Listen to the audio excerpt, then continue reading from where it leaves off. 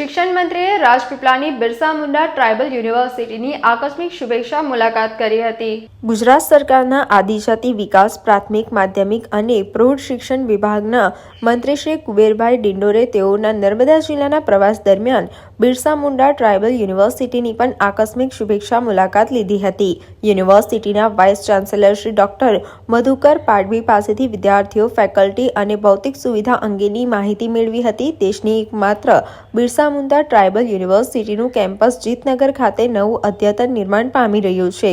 સમગ્ર કેમ્પસનું કામ હાલ પૂર્ણતાના આરે છે, ત્યારે વાવડી ખાતે ચાલતા એડમિલ બિલ્ડિંગની મુલાકાત લઈ યુનિવર્સિટીના કુલપતિ શ્રી ડોક્ટર મધુકર પાડવી અને રજિસ્ટ્રાર શ્રી વિજયસિંહ વાળા સહિત યુનિવર્સિટીના સ્ટાફ સાથે રૂબરૂ મુલાકાત કરી હાલમાં ચાલી રહેલા કોર્સ અને વિદ્યાર્થીઓની સંખ્યા અંગે પૂછી કરી હતી. આજે નર્મદા જિલ્લાની મારી શુભેચ્છા મુલાકાત હતી અને સવિશેષ મારા રાષ્ટ્રીય શૈક્ષિક સંઘ અખિલ ભારતીય રાષ્ટ્રીય શૈક્ષિક સંઘનો પણ એક કાર્યક્રમ અહીંયા ચાલતો હતો. 33 રાજ્યોના પ્રતિનિધિઓ પણ અહીંયા, જે મોદી સાહેબે સંકલ્પ કર્યો છે કે એક ભારત શ્રેષ્ઠ ભારત, સ્ટેચ્યુ ઓફ યુનિટી, આ એકતા નગર, આમાં આજે ચિંતન શિબિરથી એમાં પણ મેં ભાગ લીધો અને મિત્રોની સાથે ગોષ્ઠી કરી.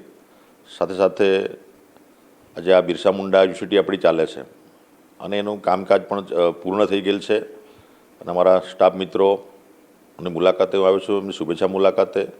આવનારા સમયમાં આજે યુનિવર્સિટી આપણી જે બની ગઈ છે એનું લોકાર્પણ થાય અને વિદ્યાર્થીઓને તમામ સુવિધાઓ મળે એના માટેના પ્રયત્નો આદિજાતિ વિભાગ અને અમારા બિરસા મુંડા યુનિવર્સિટીના તમામ કર્મચારી મિત્રો કરી રહ્યા છે. જે ખૂટતી કડી છે એ પણ આવનારા સમયમાં અમે ઉમેરીશું. અને આજે મારી માત્ર ને માત્ર આ શુભેચ્છા મુલાકાત હતી અને નર્મદાનો આ પ્રવાસ એ આકસ્મિક મારો જે એનું આયોજન થયું અને એમાં આજે સ્ટેચ્યુ ઓફ યુનિટીમાં જે રાષ્ટ્રીય શૈક્ષિક સંઘની જે ચિંતન શિબિર એમાં મેં હાજરી આપી અને આજે આ વીસી અને મારો પૂરો સ્ટાફ છે એમની શુભેચ્છા મુલાકાતે પધાર્યો છું. અને આવનારા સમયમાં જે કંઈ ખૂટતી કડી છે એ સાથે મળીને ઉમેરીને ટૂંક સમયમાં આપણા વિદ્યાર્થીઓને આપણું મુખ્ય કેમ્પસ જે બન્યું છે, નવીન કેમ્પસ, એમાં વિદ્યાર્થીઓને શિફ્ટિંગ કરવાની વ્યવસ્થા આવનારા સમયમાં કરીશું. અને સાથે સાથે આપણા ખેડા જિલ્લા આચાર્ય સંઘનો પણ કાર્યક્રમ ત્યાં હતો, એટલે એ પણ મને ધ્યાન પર આવ્યો. એટલે એ પણ આચાર્ય સંઘના મિત્રો